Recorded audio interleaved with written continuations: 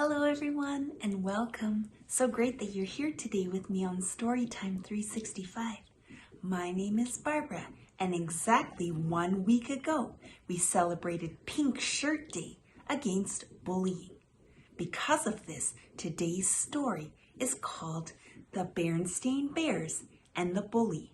Did you know that Pink Shirt Day is a day about working together to stop bullying by celebrating diversity and promoting kindness and inclusiveness? Today's story has been written and illustrated by Stan and Jan Berenstain.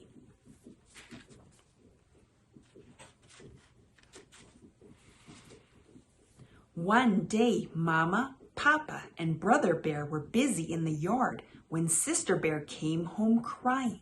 Her face was scratched and dirty, and her clothes were torn. "What happened to you?" asked Mama. "Please tell us," said Papa. Brother couldn't believe how beat up Sister looked. Her jumper and blouse were torn. Her face and fur were a mess. Even her pink bow was drooping. "Did you fall?" asked Mama. Sister shook her head no. "Was there an accident?" asked Papa. Once again, she shook her head no. "I think I can tell you what happened," said Brother. "It looks to me like somebody beat her up." "Beat her up? That's outrageous," said Papa. "Who in the world would beat up a sweet little cub like Sister?" asked Mama. "A bully might," said Brother. That's when Sister stopped crying long enough to get some words out. Brother's right," she sobbed. "A no good, nasty, rotten bully beat me up, and for no reason." Just the thought of it made her so angry that she started to cry all over again. Mama and Papa helped Sister up the steps and into the house. After a drink of water, she calmed down enough to tell them what had happened. "Lizzie, Queenie, and I were playing tag at the playground when this new cub, a no-good bully named Tuffy, stuck out a foot and tripped me. So I got up and said, 'Why don't you watch where you put your feet?'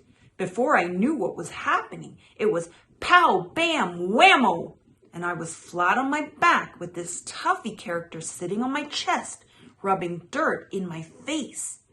"Outrageous!" roared Papa. "Where's my hat? I'm going over to that playground and—" Mama pulled Papa aside. "You're going to do no such thing," she said. "But something has to be done," Papa said. "Indeed it does," agreed Mama. "But right now we have to take care of Sister." She turned to call Brother. "Would you get me a wet wash?" "Where's Brother?" "Don't know," said Sister. "He was here 1 minute, and the next minute he was gone." Lizzie and Queenie were still at the playground when Brother got there. "I've got a knuckle sandwich for some bully named Tuffy," he said. "Where is he?" "Brother," said Lizzie, "I think there's something you ought to—" "Never mind the small talk," he growled. "Just point him out and get out of the way." Lizzie shrugged and pointed to the small building that housed the boys' room and the girls' room. But there was no one there. No one, that is, but a little girl who was coming out of the girls' room.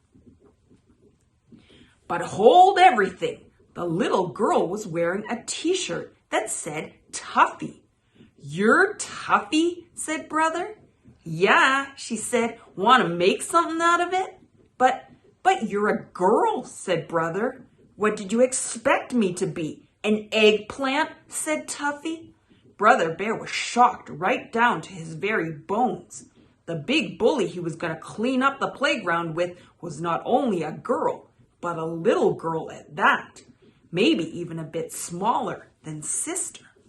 When Lizzie and Queenie came over to watch, Tuffy figured out who Brother was. "Hey," she said, "you must be the big brother of little Miss Pink Hairbow. She got fresh, so I cleaned her clock. Want to make something out of it?" That was exactly what Brother wanted to do, but there was no way he could hit a girl. If he did, then he'd be the bully. It was all he could do to turn away and leave. "Chicken, just like your sister," yelled Tuffy. Brother headed home, hands in pockets, staring at the ground. Something had to be done, but what? As he passed the school, Brother got an idea. But he would have to hurry. It was Friday afternoon, and the school would be closing for the weekend. He hoped Mr. Grismeyer, the gym teacher, hadn't left yet. When Brother got home, he was carrying something in a big bag. Instead of going in the front door, he quietly opened the side hatch and dropped the bag into the cellar. Then he closed the hatch and rejoined the family by going in the front door.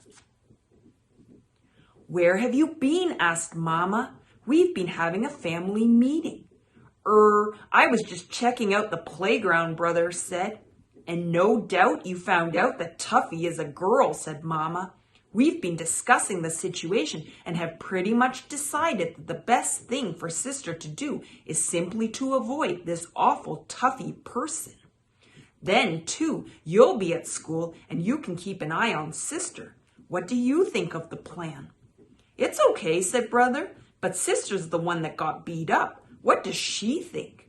"It's okay, I guess," said Sister, "but what I'd really like to do is punch that Tuffy's nose right through her face, then kick her in the shin, then knock her down and—" "Now, Sister," said Mama, "we've been through all that."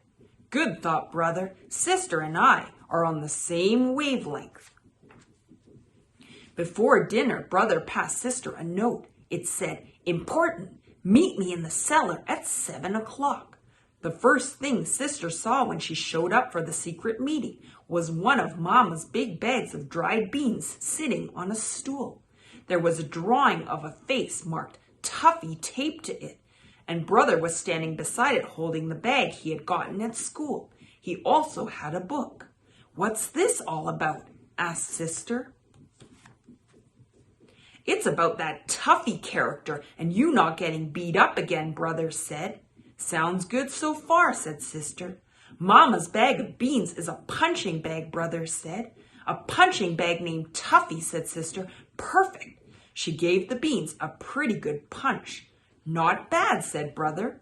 "What's in the other bag?" Sister asked. "Boxing gloves," Brother said, "and this book is called The Art of Self-Defense." "Where did you get all this stuff?" asked Sister. "From Mr. Grismeyer. I told him I had a friend who was having trouble with a bully. We've got it just for the weekend. It goes back Monday morning." "Then what are we waiting for?" Sister said. "Let's get started." Sister turned out to be a good student of the art of self-defense. With Brother's help, she learned the left jab, the right cross, the left hook and the uppercut. She also learned to duck, and she punched Mama's dried beans silly. "Well, you learned quite a lot over the weekend," Brother said on Monday morning, "but there's something very important for you to remember. You still have to avoid Tuffy. She's a mean little thing. She was even ready to take me on." "Don't worry," said Sister. "I can still feel where she socked me on the jaw." Sister did a good job of avoiding Tuffy. She avoided her all day Monday and all day Tuesday. But at recess on Wednesday, Tuffy did something so mean and nasty that Sister just had to do something. Tuffy was throwing stones at a baby bird that couldn't fly yet. "Stop that, you bully!" shouted Sister. "You'll hurt that baby bird." "Well, if it isn't little Miss Pink Hairbow," said Tuffy. "You know something? I'd much rather hurt you." She rushed at Sister with her hard little fists ready, but Sister was ready too. She had her left out and her right up, protecting her jaw.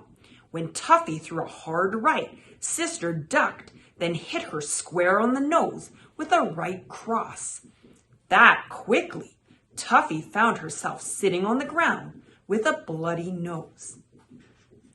And almost that quickly, one of the recess teachers swooped down on Sister and Tuffy, pulled them into the school, and sat them on the principal's discipline bench.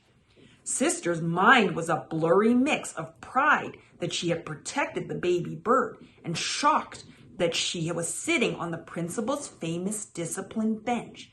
But she was even more shocked when she saw that Tuffy was crying. "What are you crying about? I only hit you once," Sister said. "I'm not crying about that," said Tuffy.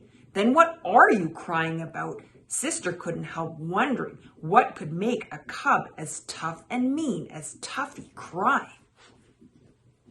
"If the principal tells my mom and dad about this," said Tuffy, "I won't be able to sit down for a long time." Thought Sister. Here's a cub who maybe gets hit a lot at home.